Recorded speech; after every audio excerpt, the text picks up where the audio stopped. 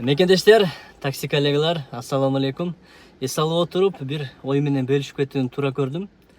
Азырынча эски система менен иштеп тургула туугандар. Парковый самозанятый же прямой самозанятый болбой тургула. Потому что канча иштесек да баардыгына 10 миң, 15 миң иштегенге карап налог төлөшкө туура келип калат туугандар. Ошон үчүн эски система менен иштеп тургула. Неге дегенде бул налог как самозанятый болуп иштеп жүргөн адам катары айтайын, бул өтө неприятный процесс. Айына 10 миң, 15 миң иштегенге карап налог төлөшкө туура келет. Ошон үчүн эски менен иштеп койгула. Бирок даяр тургула. Азыр баягы приоритет түшүрүп коюп атыптыр, заказ бербей. Ошондой болсо андан кийин парковый самозанятый болуп иштейсиңер.